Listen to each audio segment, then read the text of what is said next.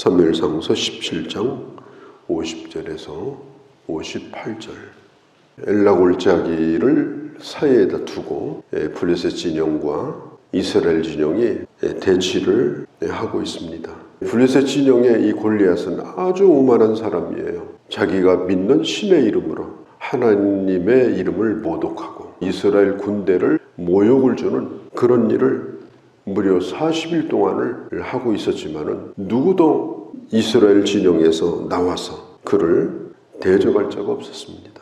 숫자가 많다고 힘 있는 것이 아닙니다. 그 진영에는 진정한 믿음의 사람은 다윗 한 사람밖에 없었습니다. 왕일지라도, 오늘 나와 있는 군대 장관 아브넬일지라도 누구도 힘을 쓰지 못했습니다. 목동이었던 다윗이 하나님의 손에 유일하게 붙들려져 있었어요. 하나님이 그를 쓰신 겁니다. 우리 예수 믿는 사람은 이 세상에서 영적 전쟁을 치르는 군사로 우리는 살아가고 있습니다. 매일매일 우리 삶의 현장이 영적 전쟁터라고 보셔야 돼요. 그러면 우리는 이 싸움을 어떻게 봐야 되나? 엄두가 안 나는 싸움이죠. 숫자로 됩니까? 내가 가지고 있는 조건으로 됩니까?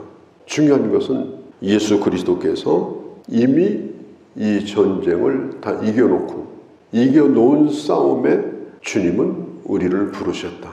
이걸 분명히 확신하고 우리는 세상으로 나가야 됩니다. 창세기 3장 15절에 보면 여자의 후손의 발꿈치를 뱀이 물었다고 했습니다. 그런데 여자의 후손은 그 뱀의 머리를 부서뜨렸다고 했습니다. 여자의 후손은 동정녀에게서 태어난 예수 그리스도를 의미합니다. 예수님이 십자가에 달려서 죽을 때 사탄은 예수님의 발꿈치를 물었습니다. 발꿈치를 물어놓고 이겼다고 큰 소리를 치고 그때 당시 종교 지도자들, 제사장들, 장로들 이런 사람들이 십자가에 달린 예수님을 보고서 그 골고다를 내려갔습니다. 승리했다고 생각한 거예요. 그러나 예수님은 캄캄한 어둠 속에서 3일 만에 다시 살아나셔서 사탄의 머리를 깨버렸습니다. 그게 바로 예수님의 부활입니다. 우리는 부활하신 예수님을 믿습니다. 우리를 위해 십자가 달려 죽으셨으나 다시 살아난 예수를 믿습니다. 그 주님의 보장을 받고 우리는 싸움터로 나가는 자들입니다. 그래서 두려워하지 말아야 되고 승리를 믿어야 되는 것입니다. 사람들은 변명을 합니다. 나는 스펙이 약하다. 나는 배경이 약하다. 나는 내 이력서에 쓸 것이 별로 없다. 나는 내놓을 것이 없다. 그래서 나는 할 수 있는 일이 없다. 패배주의적인 그런 말을 끊임없이 합니다. 우리 예수님께서 말씀했습니다.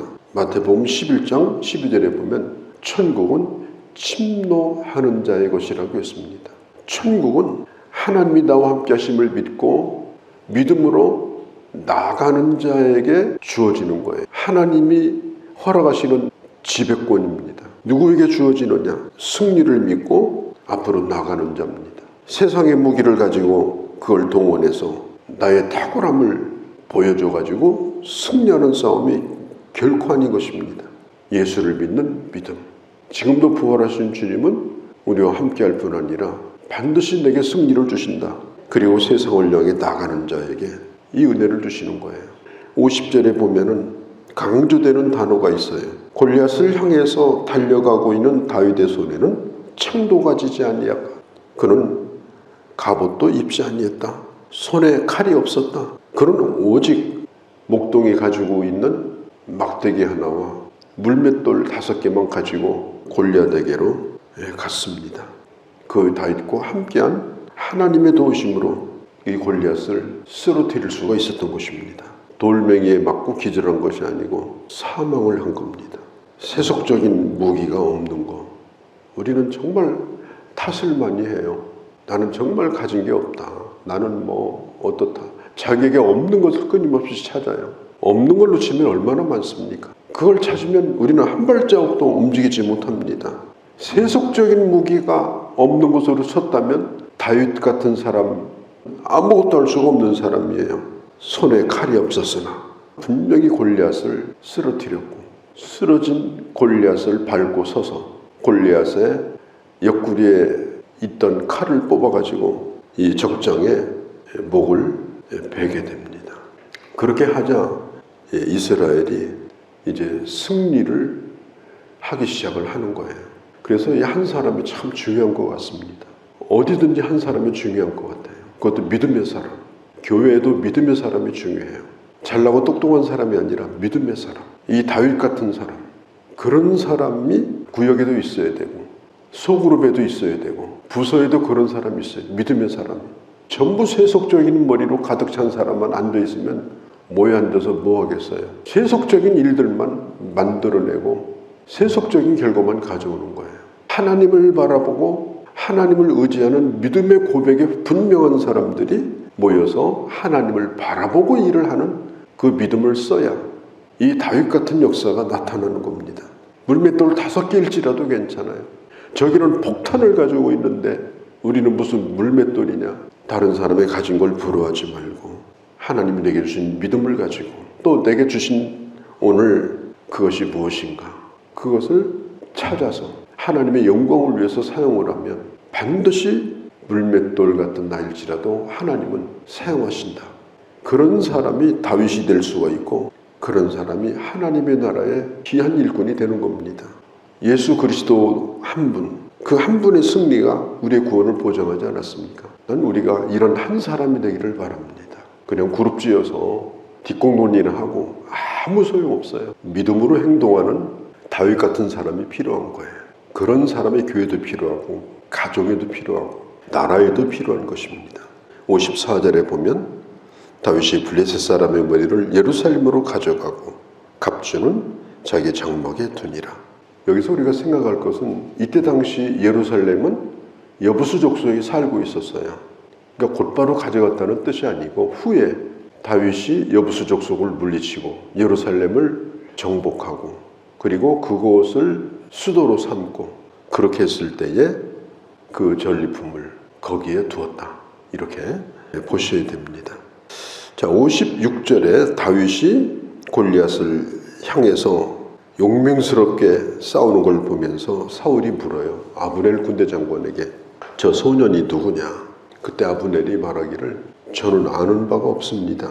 아브넬이 다윗을 잘 모르겠죠. 저 친구가 누군지 잘 모르겠습니다. 사울은 몰랐느냐. 사울은 알고 있었어요.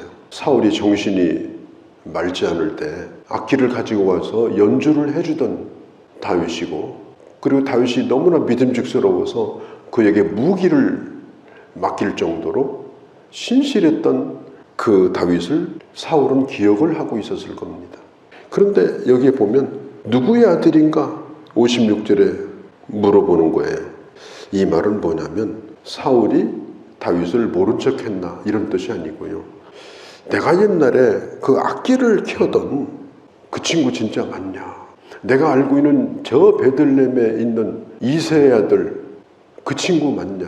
이런 얘기예요. 모르는 것이 아니라 정말 그 친구냐고 아브넬이 다윗에게 와서 묻습니다. 그러니까 다윗이 숨기지 않고 얘기해요. 난 이새의 아들 베들레헴 사람입니다. 나는 이새의 아들 베들레헴 사람입니다. 이 말은 한마디로 말하면 나는 촌사람입니다. 이런 뜻이에요. 사람들은 자기가 촌사람이라는 걸 잘 안 밝혀요. 본래 잘난 사람으로 태어난 것으로 포장을 많이 하죠. 되게 성공하고 나면 자수성가하고 나면 또 뭔가를 얻고 나면 사람들이 꼭 물어봐요. 배경이 뭐냐? 어떻게 해서 성공했냐? 그러면 다 숨기고요. 그리고 자기 잘난 것을 포장을 해요. 이 다윗은 그런 사람이 아니었어요. 저는 촌사람입니다. 그리고 저는 종에 불과합니다. 이새의 아들이라는 말은 내 오히려 형이 7이고 내가 막내입니다. 이런 뜻이에요. 그때는 베들레헴이라는 이름도 아는 사람이 없었어요. 우리로 말하면 산 너머 동네 이런 거. 그 지역만 아는 거. 오래 산 사람만 아는 지명 이름이에요. 베들레헴. 다윗이 얘기해요. 저는 거기 출신입니다. 그리고 우리 집 막내입니다. 이게 참 하나님의 기억인 부분이에요. 끊임없이 자기를 포장하며 자기를 그럴듯한 사람으로 만들기 시작하면 하나님의 은혜는 떠나갑니다.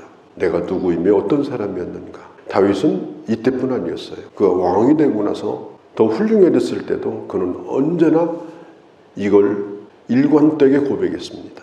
나는 그런 사람입니다. 예전으로 말하면 나는 머슴의 아들이었습니다. 우리 집안이 대단한 집안이 아닙니다. 이런 얘기예요. 모든 것은 다 하나님의 은혜였습니다. 지금도 하나님의 은혜로 살고 있습니다. 지금 그런 고백을 하고 있는 거예요. 우리 마음에는 나를 대단하게 만들고 싶은, 대단한 나로 포장하고 싶은 그런 욕망과 유혹이 있지만 우리가 하나님의 은혜 앞에서 다윗의 마음을 잃어버리면 안 됩니다. 혹시라도 누가 나를 무시하고 들랑 참 당신이 나를 잘못 알았군요. 나는 그런 사람이 아니고 그보다 더 못난 사람입니다. 그렇게 말할 수 있어야 돼요. 되게 웃기는 것은요, 촌사람들이 촌사람을 더 무시해요. 같은 동네 살던 사람이 같은 동네 사는 사람을 더 무시해요. 예수님이 나사렛 출신 아니에요? 그 나사렛에 예수님이 가셨어요. 거기서 회당에 들어가서 말씀을 전하셨어요. 사람들이 깜짝 놀랐어요. 목수의 아들인데 저걸 어디서 배워왔나 이랬어요. 동네 사람들이. 그러면 감동을 받고 야, 우리 나사렛에서 인물 났구나 이래야 되잖아요. 예수님을 끌어다가 저 동네 밖으로 데리고 나가서 그 언덕에서 밀어가지고 죽이려고 그랬어요. 예수님을. 그걸 인정도 안 해주고요. 그러니까 사람들은 그런 걸 다 숨기는 거예요. 인정을 못 받으니까. 그럼에도 불구하고 누군가가 나에게 당신은 누굽니까? 라고 부를 때 나는 사실 이런 사람입니다. 그리고 나는 하나님의 은혜로 지금도 살고 있는 사람입니다. 나는 베들레헴 촌사람입니다. 이런 고백을 할 수 있는 저와 우리 모두가 되어주기를 바랍니다. 오늘도 저희들을 하나님의 말씀을 들었습니다. 우리가 다 할 수는 없으나 왜 하나님이 다윗을 마음에 합한 자로 여겼는지, 왜 하나님이 그렇게 다윗을 수많은 사람 가운데 불러서 쓰셨는지, 아버지 하나님의 눈으로 다윗을 보며 또 하나님 앞에 서 있는 나를 바라보며 내 연약함이 나를 절망시키지 아니하고 오늘도 믿음과 소망을 가지고 하나님의 손에 붙들려 쓰여지기를 소망하고 주님을 드러내며 살아가는 그런 저희가 될 수 있도록 은혜 베풀어 주시옵소서. 오늘 하루도 주께 의탁합니다. 우리 주 예수님의 이름으로 기도하옵나이다. 아멘.